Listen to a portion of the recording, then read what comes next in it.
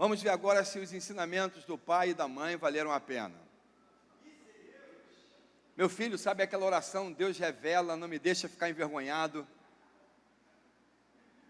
Pegue o microfone que eu vou fazer aí 3 perguntas para cada um. É porque às vezes nós ficamos pensando, não, pastor, eu estou na igreja, eu estou conhecendo a verdade, eu leio a Bíblia, e será que realmente a gente está preparado para aquilo? Tudo bem, minha filha? Amém?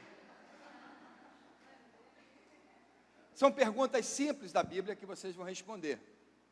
Amém. Deixa eu levantar sua mão.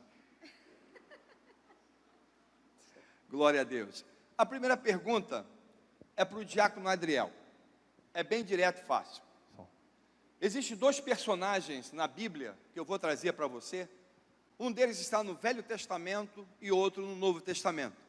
Eu quero que você faça uma relação entre esses 2 personagens. Me fale sobre Lodibar e Emaús. Pai do Senhor, a igreja. Então, primeira ligação que eu vejo entre Lodebar e Emaús é que eles são da mesma genealogia, né? E o que eu acho interessante é que, na verdade, Lodebar foi um adjetivo dado a Ló, né?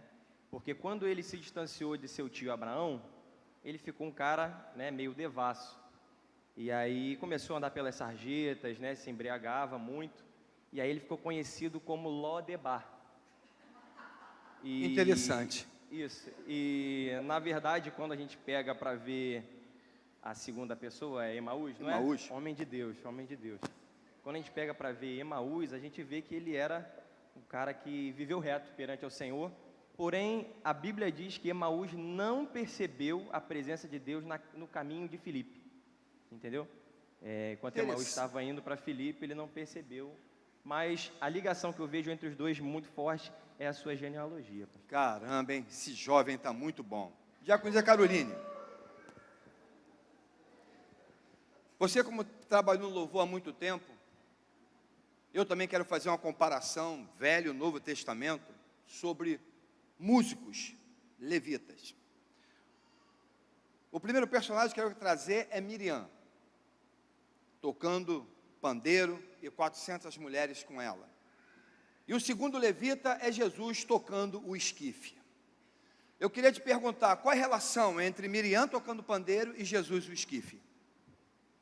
É interessante também historicamente, né, que na época dos músicos, quem dirigia normalmente os louvores ali era Balaão, e quando acontecia, né, ali relatos até do profeta Acabe, ele trouxe muitas influências dessas músicas ali também na cultura dos jambuzeiros brabos. Rapaz, olha, são respostas para você sentir como é que está o povo. Diácono Adriel, essa é bem fácil. Aleluia. Jesus, ele tinha um apreço muito grande pelas crianças. Mas eu vejo diz que Jesus era inclusivo. Mas eu vejo nesse versículo algo meio paradoxal. Jesus disse, deixe vir a mim as criancinhas. Por que ele impediu o grupo dos impeçais? Então, a palavra diz ali, no livro de Mateus, que Jesus, ele chega para pregar a multidão, né? E aí ele sobe numa sarça ardente, né? E nesse momento que ele está ali pregando, a palavra diz que as crianças vêm até ele, e aí ele olha e diz assim bem claro, deixe as crianças vir a mim, não os impeçais. Então, os impeçais, eles foram impedidos de estar na presença de Deus, porque eles são da linhagem dos filisteus, né? E então eu vejo que, na verdade, nós, a igreja do Senhor, temos que ser como as crianças e jamais ser um impeçal. Rapaz, eu fico feliz, pastora Paula, está valendo o ensinamento lá em casa.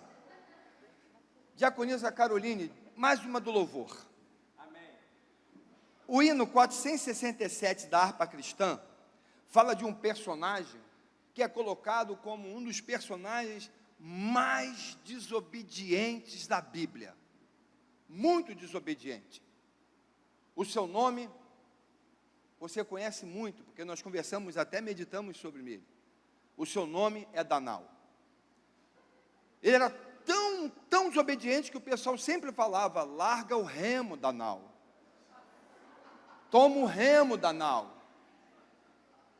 Eu quero dizer para você, quem era mais desobediente? Danal, que não soltou o remo, ou Eliseu, que foi mandado para ir para Nínive e foi para Tarse?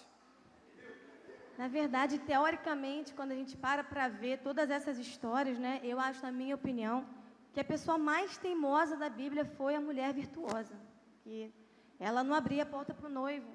E também, o que acontece ali? Ela deu na cabeça dela de distribuir as águas para aqueles camelos, sem ninguém pedir nada. Caramba! Então, eu acho que isso é muita teimosia, né? Mesmo assim, a profetisa, na verdade, a juíza Jezabel, ela decidiu ali curá-la depois de 3 dias na mão mirrada dela e Deus teve misericórdia. Caramba, rapaz, são coisas que a gente fica até pensando como isso aconteceu. Vocês estão ligados aí, meu irmão, vendo quanta sabedoria? Meu Deus. Aleluia. Diácono Adriel. Eita, sou eu. Eu fiquei meditando esses dias.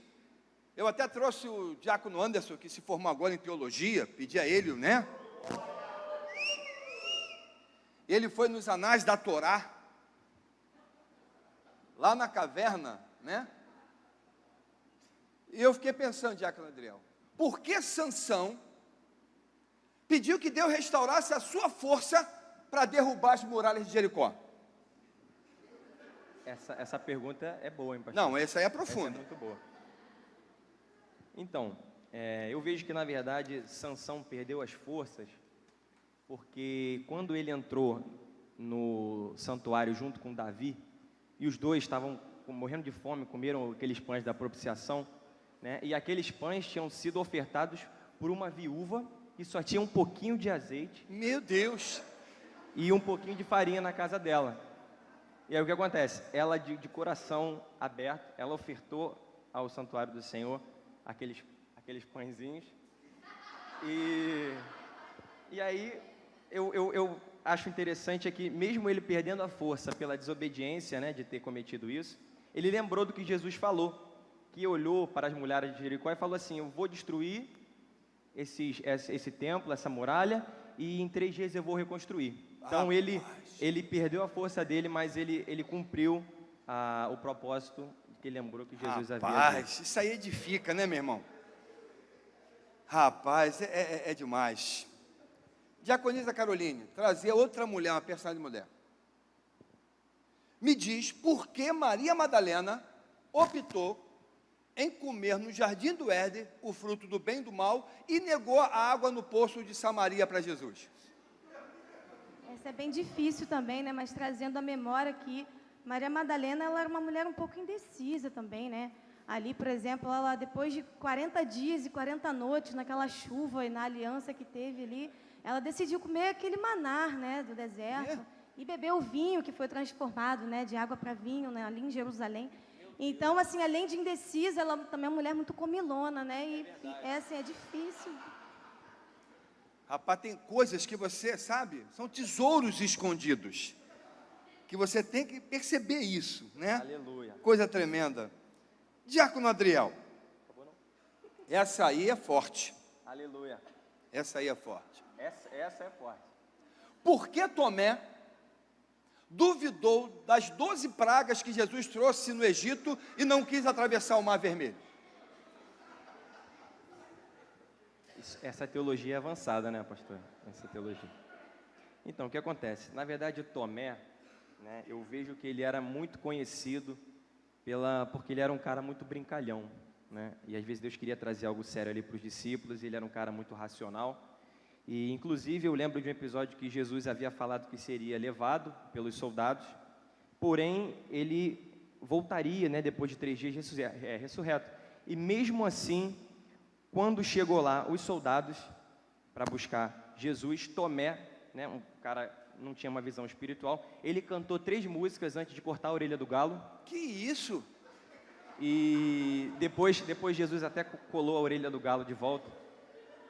E mesmo assim, diante dessa situação de Tomé, eu acredito que ele deu mole, porque quando Jesus foi falar que traria as 12 pragas sobre o Egito, ele achou que Jesus estava brincando e se referindo aos discípulos, aos 12 que seriam enviados para pregar o evangelho no Egito. E naquele momento ali, quando ele foi atravessar o Mar Vermelho, ele tropeçou, né? E no final das contas, eu acredito que ele conseguiu atravessar o mar, né? E no final das contas, eu sei que o Egito caiu e ele estava errado naquilo que ele tinha pensado no Senhor. Eu agradeço a vocês dois. Isso foi uma brincadeira, está sendo filmado.